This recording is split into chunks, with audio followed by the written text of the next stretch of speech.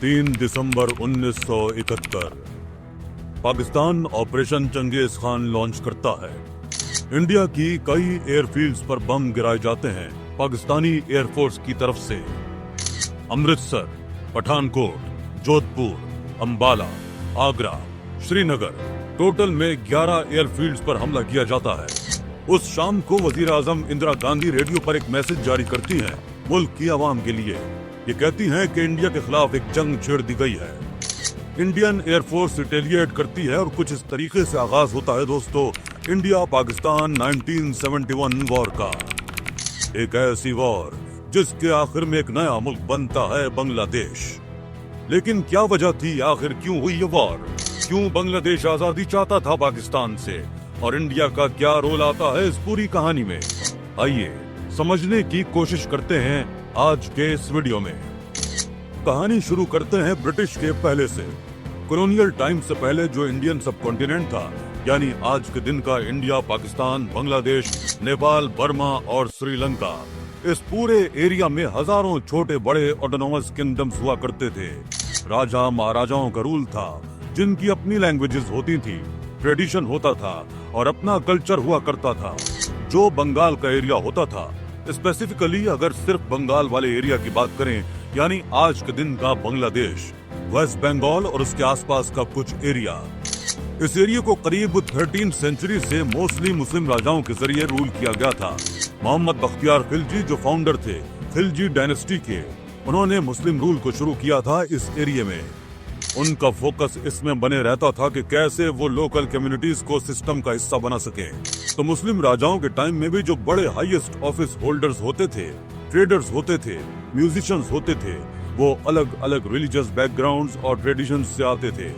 Basically कहा जाए, Hinduism और इस्लाम के बीच में जो को असिस्टेंस थी और इंटरमिगलिंग थी, वो इस एरिया में भी बहुत देखी गई। इसकी वजह से जो एक्सट्रीमिज्म था वो काफी हद तक कंट्रोल में रहा। वक्त में आगे चले तो साल 1757 में ईस्ट इंडिया कंपनी इस एरिया को टेक ओवर कर लेती है, जिसको मैंने डिटेल में इस वीडियो में समझाया है। जिसके बाद 1947 तक ब्रिटिश रूल रहता है और फिर हमें देखने को मिलता है पार्टीशन इंडिया और पाकिस्तान के बीच। साल 1940 में ही ऑल इंडिया मुस्लिम लीग के एनुअल सेशन में लाहौर रेजोल्यूशन बनाया जाता है, जिसमें डिमांड उठाई जाती है कि मुसलमानों के लिए एक सेपरेट स्टेट बनाई जाए।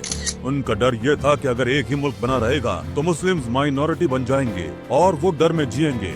पार्टीशन करते वक्त रिलीजियस लाइंस पर बॉर्डर्स बनाने का मतलब ये था कि जो सोशल, कमर्शियल और कल्चरल रिलेशनशिप थे लोगों के बीच में, उन्हें नजरअंदाज करना पड़ता। यानी बड़ी बड़ी स्टेट्स जहाँ पर कॉमन कल्चर्स थे, ज़बानें एक बोली जाती थी, उन्हें भी बांटा गया पार्टीशन की वजह से, बस इसलिए क्योंकि मजहब के नाम पर लोगों को डिवाइड करना है। इसके दो सबसे बड़े एग्जाम्पल्स हैं, पंजाब और बंगाल। पंजाब का कुछ हिस्सा पाकिस्तान में गया, कुछ हिस्सा इंडिया में रहा, और सेम विद बंगाल का कुछ हिस्सा इंडिया में, कुछ हिस्सा पाकिस्तान में। लेकिन बांटने का मतलब ये नहीं था कि उनके कल्चर अलग अलग हो जाएंगे। जो दो हिस्सों को बांटा गया, वहाँ के लोग सेम जबान में बात करते थे, सेम कल्चर और ट्रेडिशन को फॉलो करते थे। बंगाल में जो मुस्लिम्स पाकिस्तान के फेवर में थे, उनकी उम्मीद ये थी कि एक नया मुस्लिम मुल्क बनने से उन्हें एक बेहतर स्टैंडर्ड ऑफ लिविंग मिलेगा, उनकी फाइनेंशियल और सोशल कंडीशन इम्प्रूव होगी। उनमें से कई ऐसे लोग थे जो इंफीरियर फील करते थे हिंदू लैंडलॉर्ड्स के लिए, क्योंकि वो उनके लिए काम किया करते थे। वो पाकिस्तान की गवर्नमेंट की तरफ देख रहे थे अपने फंडामेंटल राइट्स पाने के लिए। ऑब्वियसली जब बंटवारा किया गया, पार्टीशन हुआ, तो बहुत से खानदान, बहुत से लोग डिस्प्लेस हो गए। एक भारी माइग्रेशन देखने को मिली, जिसमें कई मुस्लिम्स पाकिस्तान की तरफ माइग्रेट हुए और कई हिंदूज पाकिस्तान से इंडिया आए। इसी बीच बहुत से फसाद हुए, मॉब वायलेंस हुआ, कुछ 2 से 20 लाख डेथ का एस्टिमेट किया जाता है। इस माइग्रेशन में एक ग्रुप ऑफ लोग थे जो बिहार में रह रहे मुस्लिम्स थे। अब बिहार ऑब्वियसली क्योंकि बांग्लादेश के ज्यादा करीब है, तो बहुत से मुस्लिम जो बिहार में रह रहे थे वो ईस्ट पाकिस्तान में माइग्रेट किए। इन मुस्लिम बिहारीज को स्पेसिफिकली मेंशन करना जरूरी है, क्योंकि आप आगे कहानी में देखेंगे कि कैसे उन्हें माना जाता था कि बांग्लादेश के खिलाफ हैं। इन्हें एंटी बांग्लादेशी माना जाता था। अभी के लिए पार्टीशन पर वापस आए तो बंगाल का जो पार्टीशन हो रहा था वो अपने आप में ही एक बहुत बड़ा इशू था। शुरुआत में पूरे बंगाल ने पार्टीशन के खिलाफ वोट किया था। अगर इस पार्टीशन का मतलब हो कि बंगाल को पाकिस्तान का हिस्सा बनना पड़े, लेकिन इस बंगाल में ही जो वेस्ट बंगाल का रीजन था, वहाँ रहने वाले लोग पार्टीशन चाहते थे और इंडिया को ज्वाइन करना चाहते थे। दूसरी तरफ जो ईस्ट बंगाल वाला रीजन था, वो पार्टीशन नहीं चाहते थे, लेकिन अगर कोई पार्टीशन हो तो वो चाहते थे कि वो पाकिस्तान को ज्वाइन करें। तो इवेंचुअली जब पार्टीशन हुआ, वेस्ट बंगाल इंडिया का हिस्सा बना और ईस्ट बंगाल पाकिस्तान का हिस्सा बना। पाकिस्तान के मुल्क को दो हिस्सों में डिवाइड किया गया, जिनके बीच सेपरेशन 1500 किलोमीटर का था और बीच में इंडियन टेरिटरी थी। अब इंटरेस्टिंग चीज यह है कि पाकिस्तान का जो नया मुल्क बना, उसमें जो मेजोरिटी एथनिक ग्रुप था, वो एक्चुअली में बंगालीज का था। आधे से ज्यादा पॉपुलेशन इस नए पाकिस्तान के मुल्क की बंगालीज थी, जो ईस्ट पाकिस्तान में रह रहे थे। बाकी वेस्ट पाकिस्तान में पंजाबीज, पख्तून्स, सिंधीज और बलोच थे। अब इवन तो बंगालीज की पॉपुलेशन ज्यादा थी पूरे पाकिस्तान में, लेकिन जो पावर पोजिट्रॉन्स थी, जैसे कि मिलिट्री, ब्यूरोक्रेसी और पॉलिटिक्स की जो पोजीशंस हैं, वो ज्यादातर वेस्ट पाकिस्तान के लोगों के हाथ में थी। स्पेसिफिकली कहा जाए तो मुहाजिर्स और पंजाबी जो लोग थे, अब इस बैकग्राउंड इंफॉर्मेशन को ध्यान में रखते हुए 1947 के बाद पाकिस्तान में जो पॉलिटिक्स हुई, उसे समझते हैं। पाकिस्तान की शुरुआत हुई एज ए पार्लियामेंट्री डेमोक्रेसी, ठीक जैसे इंडिया की हुई थी, लेकिन फर्क ये था कि पाकिस्तान में जो सेंट्रल गवर्नमेंट थी, वो बहुत ज्यादा पावरफुल थी। पावर एक इंसान के हाथ में बहुत कंसंट्रेटेड थी, जिसकी वजह से पार्लियामेंट्री डेमोक्रेसी सही तरीके से स्ट्रांगली एस्टेब्लिश नहीं हो पाई। साल 1940 में ब्रिटिश सरकार ने इलेक्शंस ऑर्गेनाइज करवाए थे अनडिवाइडेड इंडिया में। उन इलेक्शंस के रिजल्ट्स को देखकर बाद में जब पाकिस्तान और इंडिया का बंटवारा हुआ, तो लेजिस्लेचर्स को भी इसी तरीके से डिवाइड किया गया। पाकिस्तान में मोहम्मद अली जिन्ना गवर्नर जनरल बने, जिनकी वफात आजादी के सिर्फ 1 साल बाद हो जाती है 1948 में। उनके गुजर जाने के बाद ख्वाजा नाज़िमुद्दीन गवर्नर जनरल बनते हैं और लियाकत अली खान प्राइम मिनिस्टर बनते हैं। करीब 3 साल बाद अक्टूबर 1951 में लियाकत का असैसिनेशन कर दिया जाता है और ख्वाजा नाज़िमुद्दीन नए प्राइम मिनिस्टर बन जाते हैं। तो गुलाम मोहम्मद को गवर्नर जनरल बनाते हैं, जो कि एक पंजाबी थे। साल 1953 में पहला मिलिट्री कू देखने को मिलता है पाकिस्तान में, जब गुलाम मोहम्मद पावर टेक ओवर कर लेते हैं और नाज़िमुद्दीन को डिसमिस कर देते हैं। अगले साल 1954 में इलेक्शंस होती हैं पाकिस्तान में और उन इलेक्शंस में ज्यादातर सीटें यूनाइटेड फ्रंट्स जीत जाते हैं, जो कि ऑपोजिशन पार्टीज की एक कोलिशन थी। इनमें से एक सबसे बड़ी पार्टी थी अवामी लीग, जो कि ईस्ट बंगाल की पार्टी थी। इन इलेक्शन रिजल्ट्स के बाद पूरी कॉन्स्टिट्यूएंट असेंबली को गुलाम मोहम्मद डिसमिस कर देते हैं। साल 1955 में गुलाम मोहम्मद ऑफिस छोड़ते हैं और major general Iskander Mirza governor general बनते हैं। उनके अंडर में पहली बार होता है कि ईस्ट बंगाल की रीनेमिंग की जाती है। ईस्ट बंगाल को अब से ईस्ट पाकिस्तान बुलाया जाने लगता है। 1947 से लेकर 1971 के बीच में दोस्तों, पाकिस्तान में कई फेजेस देखने को मिलते हैं, जहां पर मिलिट्री का रूल चल रहा था। इसका मतलब यह है कि जो पॉलिटिकल पार्टीज डिजर्व करती थी पावर में होना, उनसे पावर छीनी जा रही थी। स्पेसिफिकली कहा जाए, ईस्ट बंगाल में रहने वाले लोगों को पॉलिटिकली रिप्रेजेंट होने का मौका नहीं मिल पा रहा था। इसके अलावा ज्यादातर पैसा जो मुल्क खर्च करता था, वो वेस्ट पाकिस्तान के पास जाया करता था। 75% नेशनल बजट वेस्ट पाकिस्तान पर स्पेंड किया जाता था। इवन दो 62% जो रेवेन्यू इनकम आ रहा था सरकार के पास, वो ईस्ट पाकिस्तान से आने लग रहा था।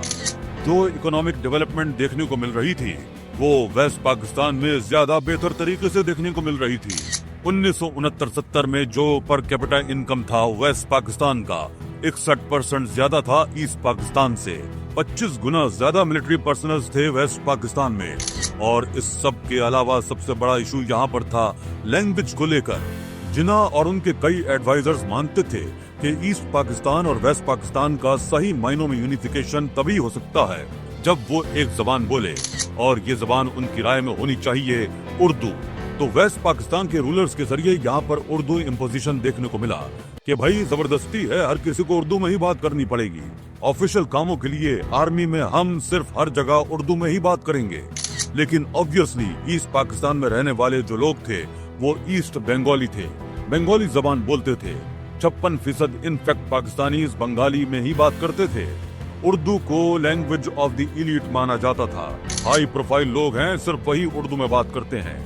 आम आवाम बंगाल में रह रही बंगाली में बात करती थी। 21 मार्च 1948 को मोहम्मद अली जिन्ना ने ढाका में एक स्पीच दी थी, और बड़े क्लियरली कहा था पाकिस्तान की स्टेट लैंग्वेज सिर्फ उर्दू होगी और कोई और जबान नहीं होगी। ये सब सुनकर बंगाल में रहने वाले लोग बड़े आउटरेज हो गए। इवेंचुअली इस उर्दू इम्पोजिशन की वजह से शुरुआत हुई बंगाली लैंग्वेज मूवमेंट की। 21 फरवरी 1952 को एक बड़ा प्रोटेस्ट ऑर्गेनाइज करवाया जा रहा था इस लैंग्वेज मूवमेंट के जरिए से। स्टूडेंट्स का एक बड़ा ग्रुप और पॉलिटिकल एक्टिविस्ट इकट्ठे हुए प्रोटेस्ट करने के लिए प्रोविंशियल असेंबली के सामने। पाकिस्तान की आर्मी ने उन पर ओपन फायर कर दिया, 5 लोग मारे गए और आज के दिन तक 21 फरवरी को सेलिब्रेट किया जाता है as the Language Martyrs Day in Bangladesh. साल 1999 में बाद में जाकर यूनेस्को ने कहा था कि 21 फरवरी अब से इंटरनेशनल मदर लैंग्वेज डे भी मनाया जाएगा। इसके रिस्पांस में 2 साल बाद जाकर 1954 में बंगाली को फाइनली कहा गया कि एक ऑफिशियल स्टेटस दे देते हैं। 1956 में बंगाली को एक स्टेट लैंग्वेज भी बना दिया गया, लेकिन लोगों के अंदर जो फीलिंग थी बंगाली कल्चर और लैंग्वेज को लेकर वो और मजबूत बन चुकी थी। ऐसे इंसिडेंट्स ने एक बड़ा इम्पैक्ट डाला आने वाले सालों में। साल 1965 में इंडिया पाकिस्तान के बीच में वॉर होती है और इस वॉर के बाद ईस्ट पाकिस्तान एक कमजोर डिफेंस के साथ रह जाता है। जो इकोनॉमिक और पॉलिटिकल इम्बैलेंस था ईस्ट पाकिस्तान और वेस्ट पाकिस्तान में, वो इस वॉर के बाद और उभर कर आने लगता है। इसी रीजन से 6 पॉइंट डिमांड उठाई जाती है ईस्ट पाकिस्तान के इकोनॉमिक डेवलपमेंट को लेकर। ये डिमांड उठाते हैं शेख मुजीबुर रहमान, जो कि अवामी लीग पॉलिटिकल पार्टी के एक फाउंडिंग लीडर थे। इस डिमांड के 6 पॉइंट्स मुल्क हिला देने वाले होते हैं। सबसे पहला पॉइंट ही इसमें लिखा गया था कि पाकिस्तान को फेडरेशन स्टेट बनाया जाए और जो ईस्ट पाकिस्तान का रीजन है उसे और ज्यादा ऑटोनॉमी दी जाए। जो रिसोर्सेज हैं ईस्ट पाकिस्तान के अंदर वो ईस्ट पाकिस्तान की गवर्नमेंट को दिए जाएं। 2 सेपरेट करेंसीज हों पाकिस्तान में, एक वेस्ट पाकिस्तान के लिए, एक ईस्ट पाकिस्तान के लिए। ईस्ट पाकिस्तान के अपने इंडिपेंडेंट फॉरेन रिजर्व्स हों, इनफैक्ट सेपरेट मिलिट्री फोर्स भी हो। मतलब ये मांगे कुछ ऐसी हैं कि मानो कि ईस्ट पाकिस्तान को एक अपना अलग ही मुल्क सा बना दिया जाए। ये सुनकर ऑब्वियसली वेस्ट पाकिस्तान की गवर्नमेंट बिल्कुल भी खुश नहीं होगी। सारी डिमांड्स को रिजेक्ट कर दिया जाता है और इनफैक्ट वेस्ट पाकिस्तान की हुकूमत कहती है कि इस तरीके की डिमांड्स उठाना एक सेपरेटिस्ट मांग है। मुल्क के खिलाफ जाना हुआ, ये मुल्क को बांटने की बात करने जैसा हुआ। इसी के चलते 19 जून 1968 को उस वक्त पाकिस्तान में अयूब खान की हुकूमत थी, वो शेख मुजीबुर रहमान को अरेस्ट कर लेती है। साथ में 34 और बंगाली सिविल और मिलिट्री ऑफिसर्स को अरेस्ट किया जाता है पाकिस्तान के खिलाफ कॉन्स्पिरेसी रचने के लिए। उन पर सेडिशन का केस लगाया जाता है। इस केस को पॉपुलरली बुलाया जाता है the Agartala conspiracy case. General Ayub Khan का कहना था कि शेख मुजीब और उनके साथी इंडियन गवर्नमेंट के साथ अगरतला में कोलैबोरेट कर रहे हैं, जिससे कि वो एक आजाद बांग्लादेश बना पाए। अगरतला त्रिपुरा में है, अगर आप भूल गए हो तो। अब इस पॉइंट ऑफ टाइम तक शेख मुजीबुर रहमान बड़े पॉपुलर पॉलिटिकल लीडर बन चुके थे। बंगाली लोगों की आवाज थे वो। ईस्ट पाकिस्तान में रहने वाले बंगाली लोगों को जो भी जुल्म, डिस्क्रिमिनेशन और इनइक्वालिटी सहनी पड़ रही थी, वो अवामी लीग और शेख मुजीब में ही अपनी उम्मीद ढूंढते थे। तो उनके अरेस्ट होने के बाद लोग सड़कों पर उतर आए। भारी प्रोटेस्ट देखने को मिले। इन्हीं प्रोटेस्ट के बीच एक शेख मुजीब के साथी सार्जेंट जहूरुल हक जब ये जेल में बंद थे, उन्हें एक प्रिजन गार्ड के जरिए मार दिया जाता है। ये सुनकर लोगों में और गुस्सा पैदा होता है और लोग रेवोल्यूशन करने को तैयार हो गए। जनरल अयूब खान इस सिचुएशन को मद्देनजर रखते हुए 22 फरवरी 1969 को शेख मुजीबुर रहमान को जेल से रिहा कर देते हैं और जो अगरतला केस उन पर लगाया गया था उसे विथड्रॉ कर लिया जाता है। लेकिन इस पॉइंट तक डेमोन्स्ट्रेशन, प्रोटेस्ट और लेबर स्ट्राइक्स इस हद तक बढ़ चुकी थी कि अयूब खान को खुद रिजाइन करना पड़ता है 1969 में। यहाँ पर याद रखिए कि जनरल अयूब खान ने मिलिट्री को के जरिए ओहदा हासिल किया था। बेसिकली पाकिस्तान में उन्होंने पिछले 10 सालों से मिलिट्री डिक्टेटरशिप सी बना रखी थी। खुद रिजाइन करने के बाद वो अपने सक्सेसर को अपॉइंट करते हैं, जनरल याह्या खान। और जनरल याह्या खान प्रॉमिस करते हैं कि वो पाकिस्तान में पहले जनरल इलेक्शंस करवाएंगे और वो इलेक्शंस करवाए जाते हैं साल 1970 में। ये 1970 के इलेक्शंस के रिजल्ट्स बहुत ही चौंका देने वाले होते हैं। ईस्ट पाकिस्तान की पॉलिटिकल पार्टी अवामी लीग इन इलेक्शंस को जीत जाती है। 313 में से 167 सीट्स उनके पास जाती हैं। लेकिन शॉकिंग चीज ये थी कि इनमें से एक भी सीट वेस्ट पाकिस्तान में ये नहीं जीतते। पाकिस्तान का लेजिस्लेशन कुछ ऐसे था कि 313 में से 169 सीट्स ईस्ट पाकिस्तान में थीं और बाकी वाली वेस्ट पाकिस्तान में थी। तो अवामी लीग ने 313 में से 167 जीती, यानी ईस्ट पाकिस्तान में ऑलमोस्ट हर सीट जीत ली। लेकिन वेस्ट पाकिस्तान में एक भी सीट नहीं जीती। वेस्ट पाकिस्तान में पाकिस्तान पीपल्स पार्टी पीपीपी ने 88 सीट्स जीती और इस पीपीपी पार्टी ने ईस्ट पाकिस्तान में एक भी सीट नहीं जीती। ये शॉकिंग रिजल्ट्स दिखाते हैं कि जो दो हिस्से थे पाकिस्तान के, उनके बीच में दरार कितनी गहरी हो चुकी थी। अब ईस्ट पाकिस्तान में लोगों की पॉपुलेशन ज्यादा थी तो सीटें भी ज्यादा थी, इसीलिए अवामी लीग को यहाँ पर फातेह माना जाता है। लेकिन एक ऐसी पॉलिटिकल पार्टी पाकिस्तान में सरकार बनाएगी जिसने एक भी सीट वेस्ट पाकिस्तान में नहीं जीती, जो वेस्ट पाकिस्तान की पॉलिटिकल एलिट्स है उनके इंटरेस्ट से बिल्कुल भी मैच नहीं होता। इन इलेक्शन रिजल्ट्स को देखकर जो पीपीपी के लीडर थे उस शख्स जुल्फिकार अली भुट्टो, वो आर्मी ऑफिसर्स और जनरल याह्या खान के साथ मिलते हैं और डिस्कस करते हैं कि कैसे नेशनल असेंबली को कैंसिल कर देना चाहिए। लिटरली उनकी मर्जी के इलेक्शन रिजल्ट्स नहीं आए तो इन इलेक्शंस के रिजल्ट्स को खारिज कर दो, और जनरल याह्या खान एग्जैक्टली यही करते हैं। 1 मार्च 1971 को कैंसिलेशन की अनाउंसमेंट की जाती है कि जो भी इलेक्शन रिजल्ट आया है वही खत्म समझो इनको। ये सुनकर ईस्ट पाकिस्तान में हल्ला मच जाता है। वहाँ के लोग कहते हैं कि ये क्या मजाक चलने लग रहा है, ये कोई डेमोक्रेसी हुई? हमने वोट दिया, हमारी मर्जी की पार्टी जीती, और क्योंकि तुम्हें पसंद नहीं आ रहा तो तुम इलेक्शंस को कैंसिल कर दोगे उठाकर। सड़कों पर फिर से भारी प्रोटेस्ट उतरते हैं और इस बारी आजादी के नारे लगाए जाते हैं। वो कहते हैं कि अगर तुम्हें हमारे लीडर्स को इलेक्ट करने में इंटरेस्ट ही नहीं है तो बाहर निकलो साइड में, हमें आजादी दो, हम अपना अलग से मुल्क बनाएं। ये फाउंडेशन है दोस्तों बांग्लादेश लिबरेशन वॉर की। इस पॉइंट तक आते आते ईस्ट पाकिस्तान में रहने वाले लोग इस्लाम को एज यूनिफाइंग फैक्टर नहीं देखते थे, बल्कि वो अपनी बंगाली एथनिसिटी को ज्यादा इंपॉर्टेंस दिया करते थे। वो चाहते थे कि एक सेकुलर डेमोक्रेटिक सोशलिस्ट स्टेट बने जिसमें बंगाली एथनिसिटी यहाँ पर मेन चीज हो। यहीं से ही ये कंट्री का नाम आया है बांग्लादेश, बंगाली लोगों का मुल्क। 7 मार्च 1971 कैंसिलेशन के ऑर्डर्स दिए जाने के बाद अवामी लीग पॉलिटिकल पार्टी अवाम के सपोर्ट में उतरती है और कहती है कि यहाँ पर हम नॉन कॉर्पोरेशन मूवमेंट शुरू करेंगे। वेस्ट पाकिस्तान में बैठी हुकूमत को कुछ भी कह लेने दो, हम उनकी सुनने ही नहीं वाले। शेख मुजीब यहाँ पर एक बहुत ही जबरदस्त स्पीच देते हैं रेस कोर्स के ग्राउंड पे। एक बड़ी ही तारीखी स्पीच। नारे लगाए जाते हैं, our struggle is for our freedom, our struggle is for our independence, Jai Bangla. अब इस पॉइंट पर दोस्तों जो इस पाकिस्तान में रहने वाले बंगाली लोग थे और जो उर्दू स्पीकिंग बिहारी लोग थे जिनका मेंशन मैंने वीडियो के शुरू में किया था, उनके बीच में तनाव बढ़ने लगता है, क्योंकि जो बिहारी थे उर्दू स्पीकिंग लोग आए थे उन्हें प्रो पाकिस्तान देखा जा रहा था, प्रो वेस्ट पाकिस्तान, क्योंकि वो उर्दू में बात करते थे और वो जनरली वेस्ट पाकिस्तान के सपोर्ट में रहते थे।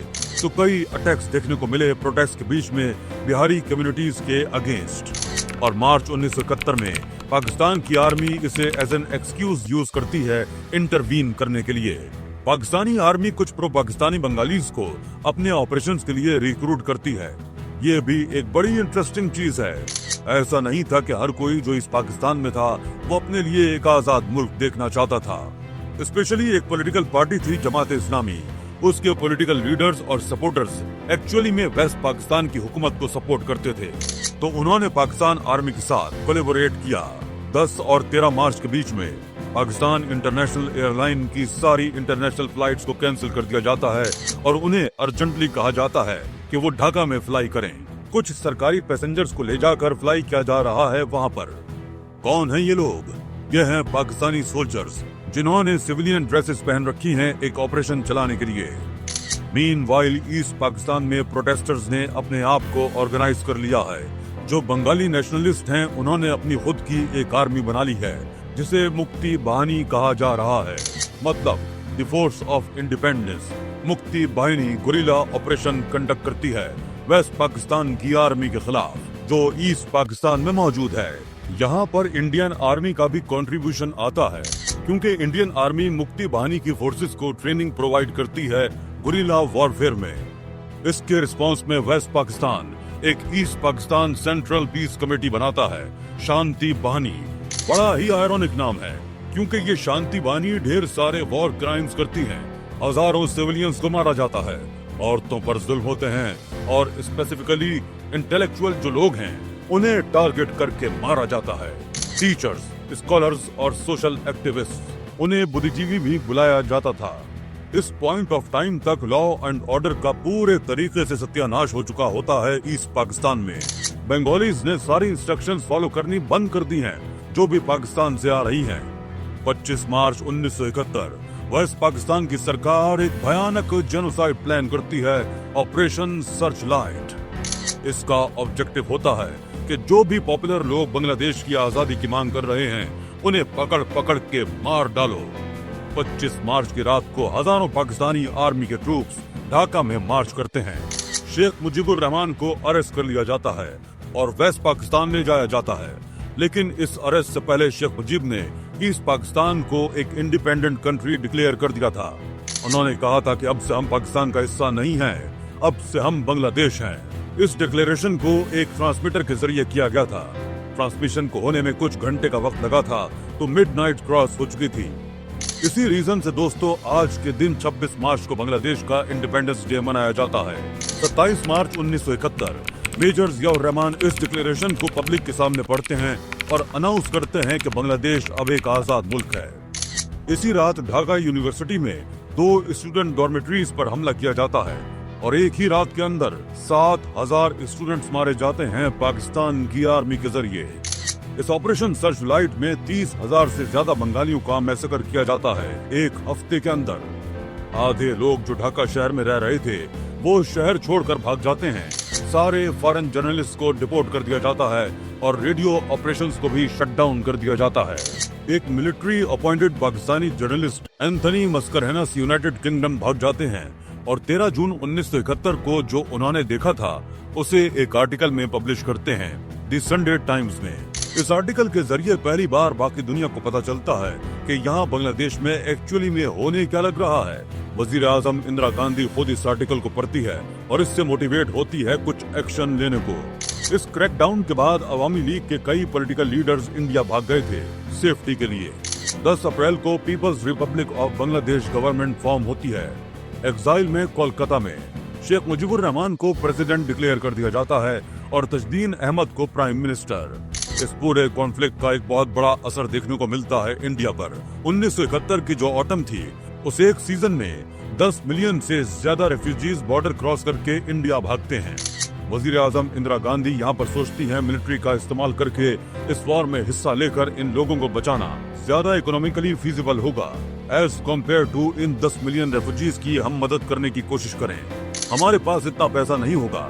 28 अप्रैल 1971 इंदिरा गांधी जनरल सैम मैनेक्शॉ को कहती हैं कि वो जंग की तैयारियां करें, ईस्ट पाकिस्तान में एंट्री करने के लिए रेडी हों। जनरल सैम मैनेक्शॉ इतने कॉन्फिडेंट नहीं थे इनिशियली इतने कम टाइम में इंडिया प्रिपेयर्ड हो सकता है और इस जंग को जीत सकता है, तो वो शुरू में रिजेक्ट कर देते हैं और ऑफर करते हैं रिजाइन करने को। लेकिन इंदिरा गांधी अपना कॉन्फिडेंस उन पर बनाए रखती हैं और उन्हें पूरी आजादी देती हैं कि जब उन्हें ठीक लगे तभी ऑपरेशन किया जाए।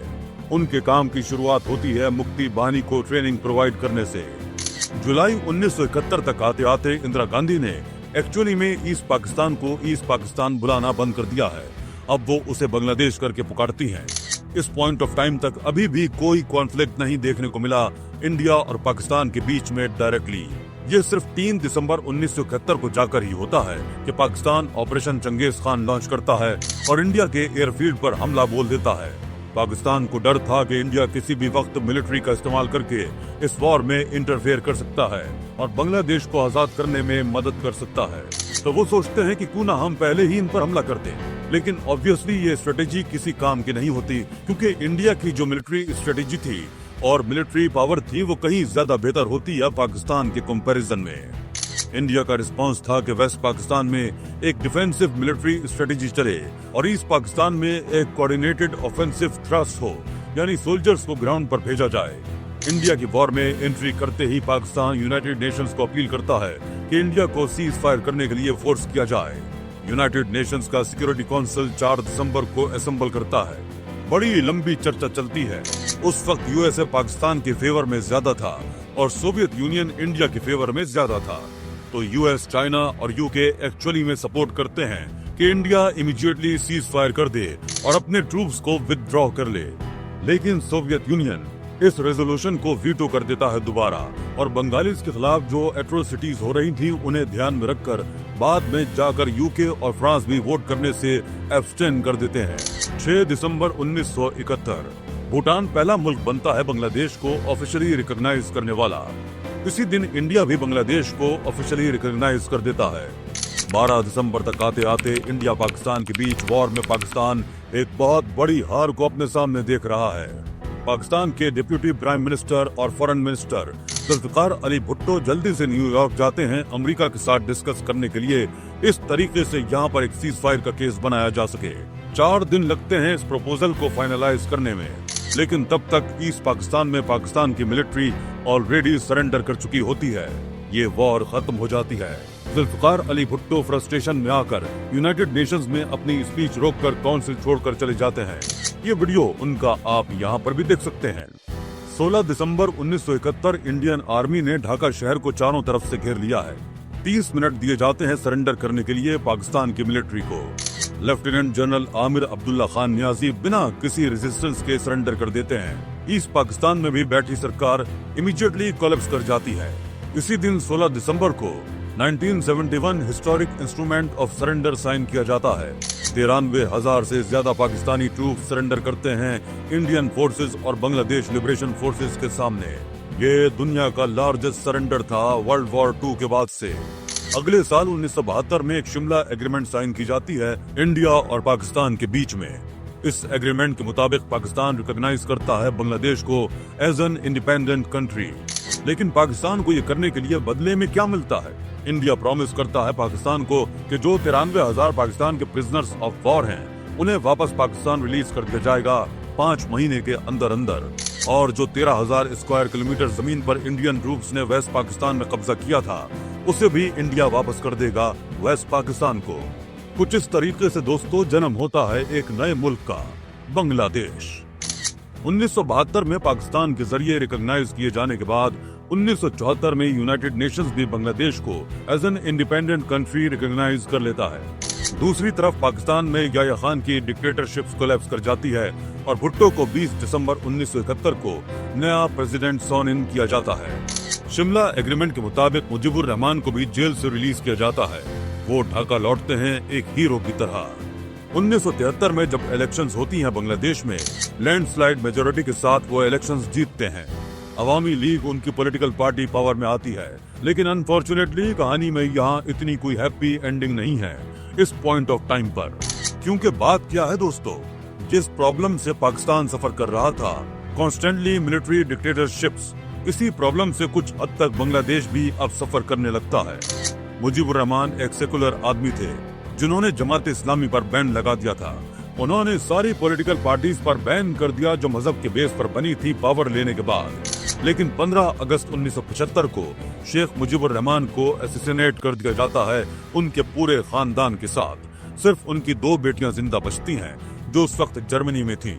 ये कहानी को मैं बहुत शॉर्ट में बता रहा हूँ क्योंकि और बहुत सारी कॉम्प्लेक्सिटीज इन्वॉल्व हैं यहाँ पर। 1975 में जनरल जियाउर रहमान पावर पर कब्जा जमाते हैं और पब्लिक नैरेटिव को चेंज करने की कोशिश करते हैं। यानी बांग्लादेश में भी एक मिलिट्री कू देखने को मिलता है। ये मिलिट्री को हीरोज की तरह पोर्ट्रे करते हैं। जमात इस्लामी पर जो बैन लगा था उसे हटा दिया जाता है और अगले कई सालों तक बांग्लादेश एक सेकुलर डेमोक्रेसी बना रहने की जगह एक मिलिट्री डिक्टेटरशिप बना रहता है। साल 2009 में मुजीबुर रहमान की बेटी शेख हसीना पावर में आती है। इस पूरी कहानी में क्या लेसन आपको सीखने को मिलता है? नीचे कमेंट्स में लिखकर बताइए आपकी राय में क्या लेसन सीखा आपने इस पूरी कहानी से। मेरी राय में एक बड़ा लेसन जो यहाँ पर सीखने को मिलता है इस बांग्लादेश की स्टोरी से, वो लैंग्वेज इम्पोजिशन का है। शायद अगर जिन्ना ने उर्दू जबान को इस तरीके से इम्पोज करने की कोशिश न की होती और बंगाली लोगों को एक बराबर ट्रीट किया होता वेस्ट पाकिस्तान के लोगों के, तो शायद कभी बांग्लादेश मुल्क एग्जिस्ट ही ना करता, या फिर ये फिर भी होता। क्योंकि ज्योग्राफिकली ये दोनों रीजन्स इतने अलग हैं, एक दूसरे से कल्चर इनके इतने अलग हैं कि यूनाइटेड रहना बहुत ही मुश्किल था। आज के दिन कहना बड़ा मुश्किल है कि क्या होता, लेकिन फ्यूचर में सीख जरूर ली जा सकती है।